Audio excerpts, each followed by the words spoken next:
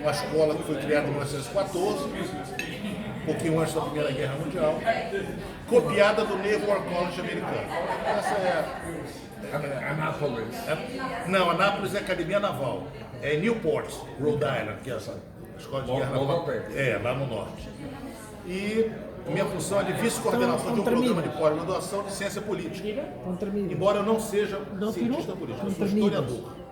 Eu fiz graduação em História na Universidade Federal do Rio de Janeiro, eu fiz mestrado em História Comparada e doutorado em História Comparada. E depois pós-doutoramento aqui no ISCP, no Instituto Superior de Ciências Sociais e Ciência Política. Meu supervisor foi o Almirante Silva Ribeiro, O Antônio. Antônio Manuel Fernandes da Silva Ribeiro, meu irmão. Meu amigo Antônio. Exatamente. Então, o professor Vitória me pediu que eu conversasse um pouquinho sobre a independência do Brasil. E um pouquinho do Brasil, do que é o Brasil, que eu entendo que seja o Brasil. Talvez o professor Armando Marques conheça muito mais do que eu, que ele estuda isso há muitos anos, já conversamos inclusive sobre o Brasil, conhece muito o Brasil, mas eu vou dar a minha versão do que eu acho que é o meu país. Né? Eu venho de uma família portuguesa, sou casado com uma cidadã portuguesa, meu sogro é português, de uma cidadezinha chamada Barcelos, as pessoas conhecem muito bem. Parecia o Brasil, pensa em Guimarães. A história do Brasil. Começa, eu estive lá, exatamente, Guimarães. É pertinho de Barcelos, não é longe de Barcelos. E sempre aquele domingo, aquele almoço com a família toda, né, os netos todos, os filhos, isso faz parte da tradição portuguesa. Então, eu tenho muita ligação com Portugal, muita ligação. Eu aqui me sinto em casa. Tanto me senti assim que eu estudei aqui e parecia que eu estava no Rio de Janeiro, né? Na Universidade Federal que o senhor conhece, no Rio de Janeiro. Então, vou falar um pouquinho sobre o Brasil. Como é que o Brasil começou nisso, né? A partir da independência, logicamente. Em 1922, Dom Pedro I, seria depois de Dom I, regente no Brasil, mulherengo ao extremo, 37 filhos registrados. Bom português. Muito bom português. Bom português. Exatamente.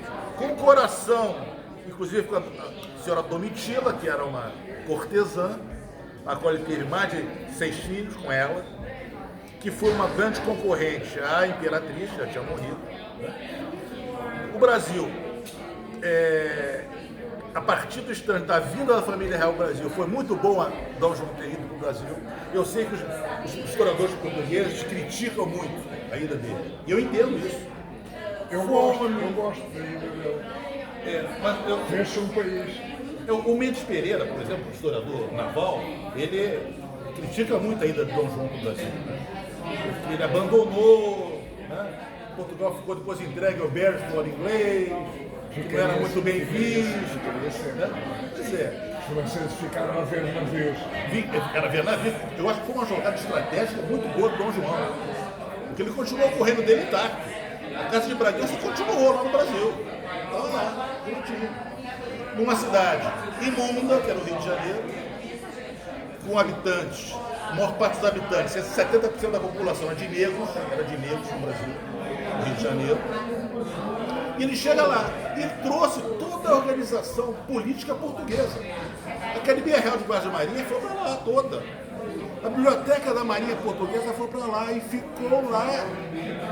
A biblioteca, nossa, é portuguesa. A Biblioteca das Américas. Tudo português. Ficou no Brasil. Gigantesco. Então eu entendo o Mendes Pereira não gostar, eu entendo. Ele tem razão. Né? Mas a estrutura portuguesa chegou no Brasil, se estabeleceu no Brasil. Vou falar um pouquinho da Marinha brasileira. Alguns historiadores brasileiros acham que a Marinha brasileira nasceu antes da independência. O que eu não concordo. Quem existia antes da independência era português. Por exemplo, se eu chegasse como repórter lá em Pernambuco, no Nordeste, e perguntasse o pernambucano, o que você é? Ele diria, eu sou pernambucano, súdito da coroa portuguesa. Eu não sou brasileiro. Não existe esse conceito de Brasil. E eu concordo com o Eric Hobsbawm quando ele fala isso, naquele livro dele, Nações e Nacionalismo, desde 1780. Não existia Brasil. Né? Era um arquipélago em que as pessoas pensavam só na província deles. Até os sotaques eram diferentes. Nós ainda temos um sítio assim em Portugal, chama-se Porto. Por exemplo, em Belém, Belém é uma cidade do norte do Brasil, no meio da Amazônia, lá no meio da floresta. Existia um grupo brasileiro que queriam continuar com Portugal, na independência. Maranhão, a mesma coisa. Mas em Pernambuco, não, eles queriam uma república. República Brasileira Independente, do Rio de Janeiro.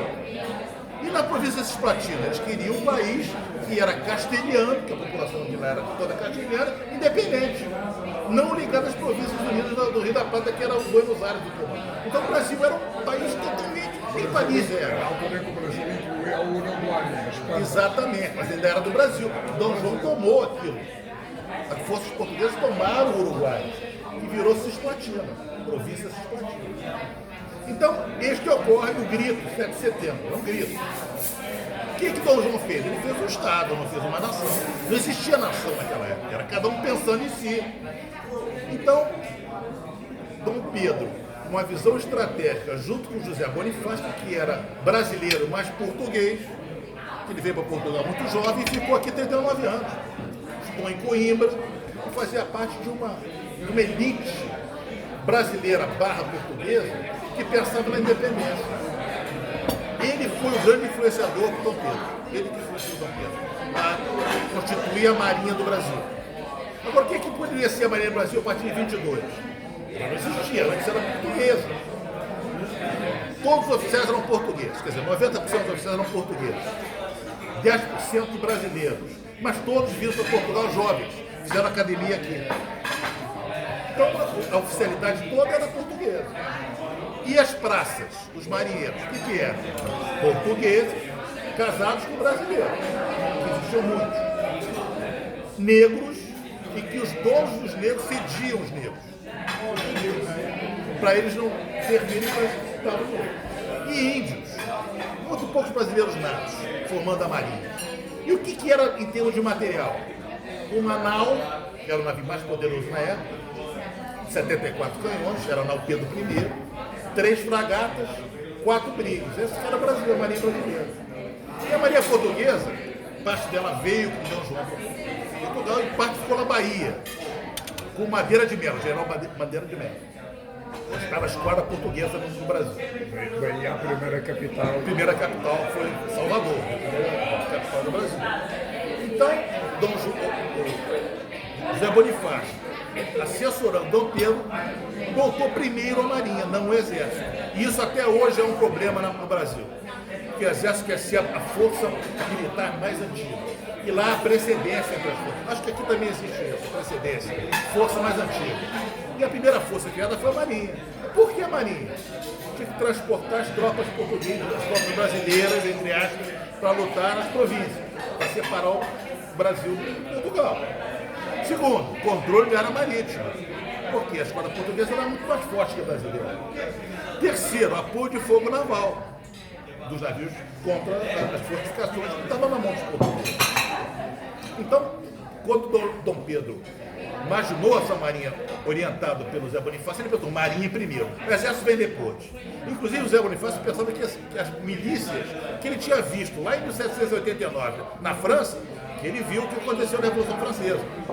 Né? Aquela representação da Marianne, uma representante da República Francesa, o hino francês, né? Que trazia a nacionalidade francesa, não mais aquelas guerras dinásticas. Ouviu-se não só no Brasil, mas ouviu-se no Haiti. Exatamente. O Sam fez a primeira revolução. Exatamente, negra, né? No Haiti.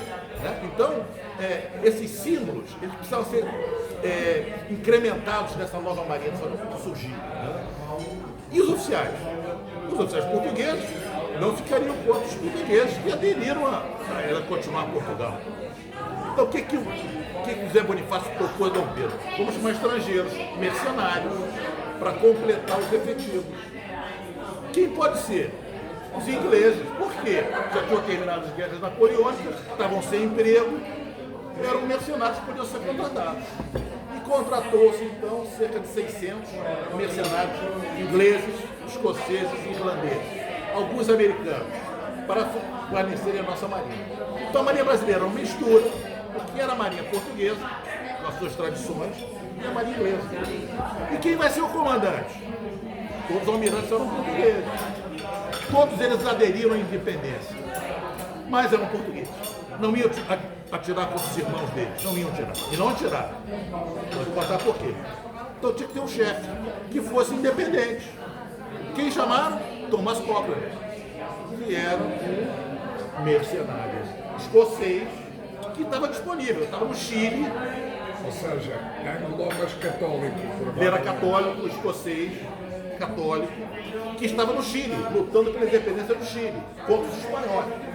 Tinha acabado a independência do Chile, já estava estabelecida. Então, vamos chamar o Cochrane. E chamaram o Thomas Cochrane para ser o comandante da esquadra brasileira. Ele chegou no Rio de Janeiro, foi recebido por Dom Pedro. Ele disse: eu assumo o comando da esquadra brasileira, mas com uma condição só. Aí, Dom Pedro, qual é a sua condição? Que eu seja o almirante número 1. Mande todos os almirantes que estão aqui. Aí, Dom Pedro, por quê? Porque eu sei que os almirantes portugueses não atirarão nos amigos, nos compatriotas dele. Então, eu quero ser o comandante deles. Dom Pedro topou. E ele assumiu o comando da Esquadra Nacional. Logo depois de ele assumir, foi no início, foi em março de 1823, ele recebeu o ordem para a Bahia, onde estavam as forças portuguesas, que controlavam o Brasil, do Madeira de Melo. E ele subiu com a esquadra para a Bahia. E houve então um combate de 4 de maio de 1823. Força brasileira, que esse navio que eu falei, contra os portugueses. E esse combate levou o dia inteiro.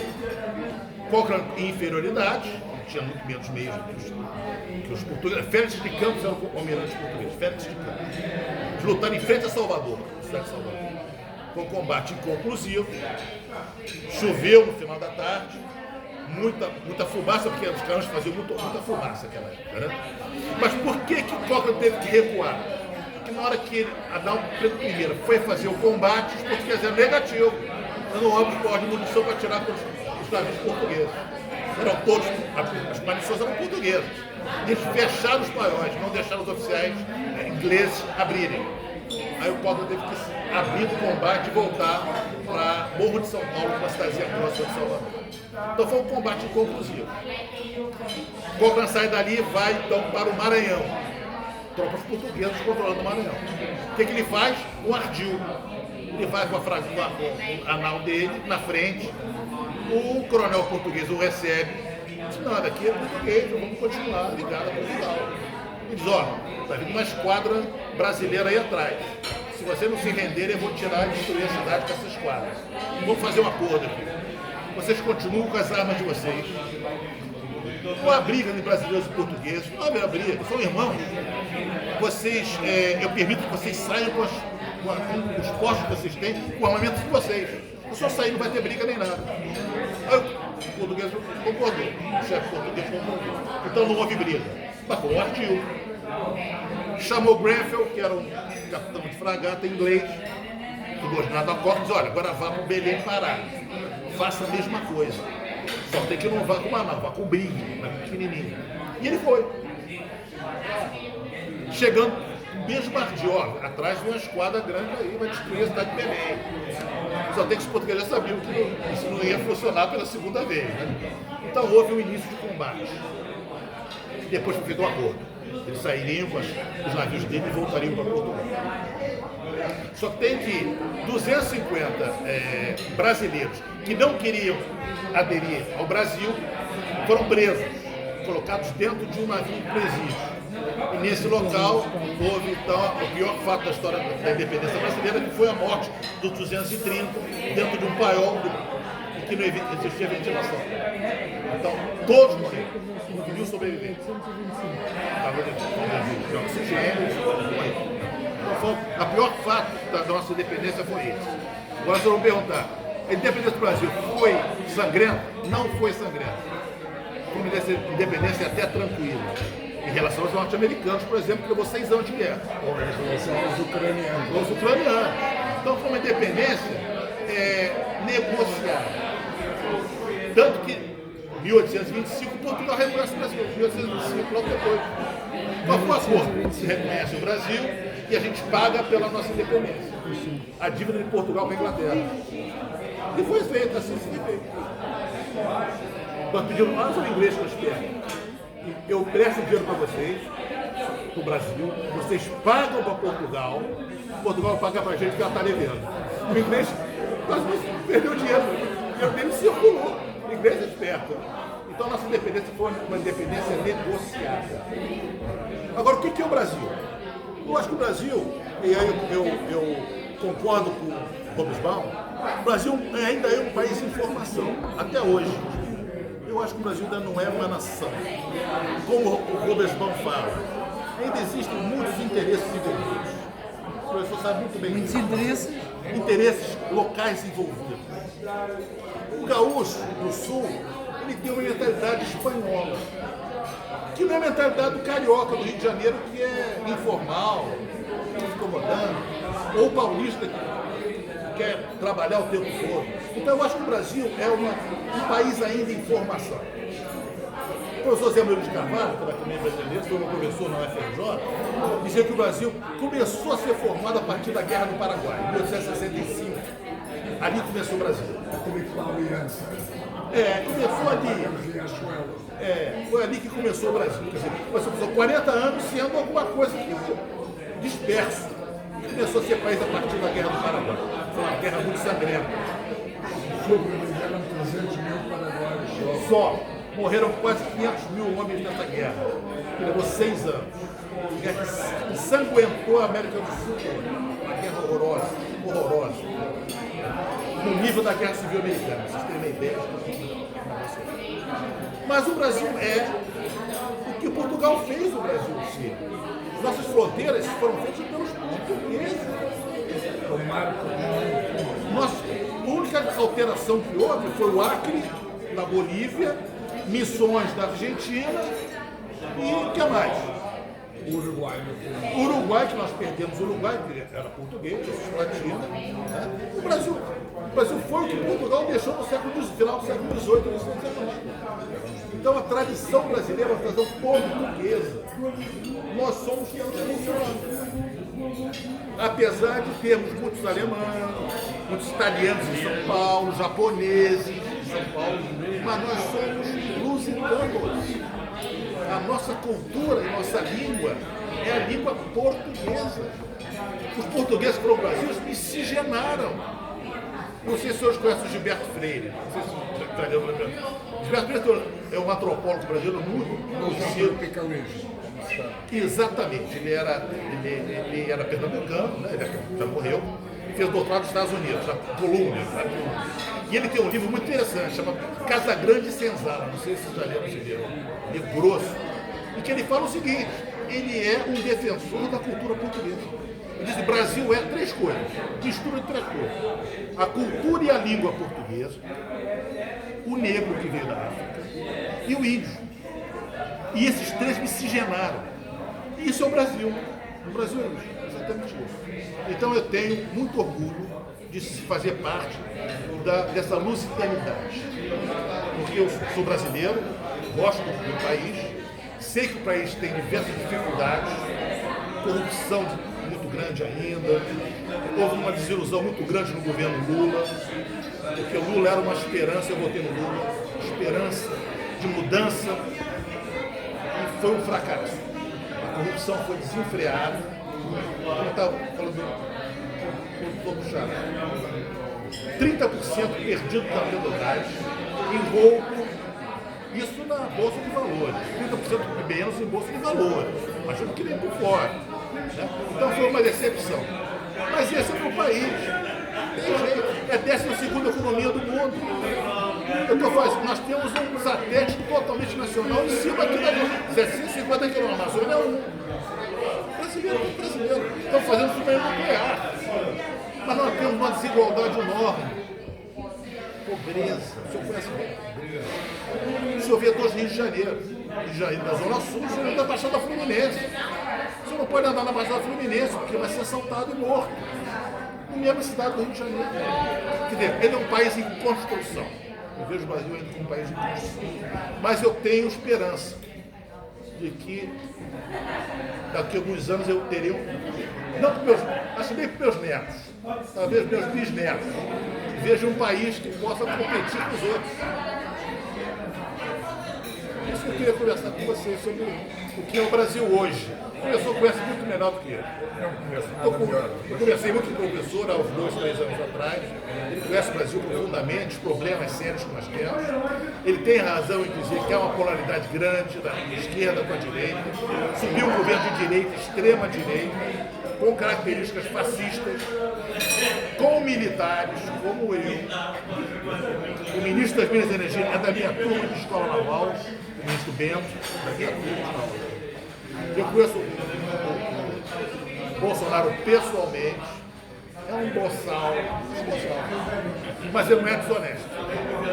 Não conseguiram provar a desonestidade dele ainda, não conseguiram. Ele saneou as nossas finanças. Nós tivemos um crescimento esse ano de 4,6%, que é bom, com a pandemia não foi muito, foi bom. Caímos de 8ª economia para a 12ª, caímos. Mas vamos passar para essa primeira com a Rússia, que vai ter a 11ª. Né? Então A Rússia agora vai passar para a 20ª aqui. vai cair para trás. Então, é o único país do terceiro mundo que está entre as 15 principais economias. Né? Então, eu tenho muita esperança no Brasil. Posso dizer que são 30 segundos de conversa com o Fernando Henrique Cardoso, com a Maria João Bestorff. E a minha pergunta era qual é que é a diferença entre a Brás-Petro e a Petrobras. São duas empresas importantes, uma tem uma dimensão, outra tem outra dimensão, mas a mais importante no Brasil, Fernando Henrique Cardoso, a mais importante no Brasil é Hemobras. Eu disse, Hemobras? Ele disse, sim, em obras. Não é bom? Não, o problema todo em obras é porque tem o percentual, que eu não esqueci. Era 3%. Com o PT passou para 10%. Aumentou o percentual do partido. Isso foi muito ruim. Eu fiquei muito decepcionado. Voltei no Bolsonaro. Não lembro. Para que houvesse uma mudança.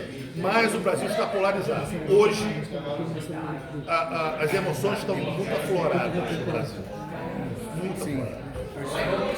Tem uma confrontação social. O professor teme. Eu acho que ele está com razão. Eu achava naquela época que não.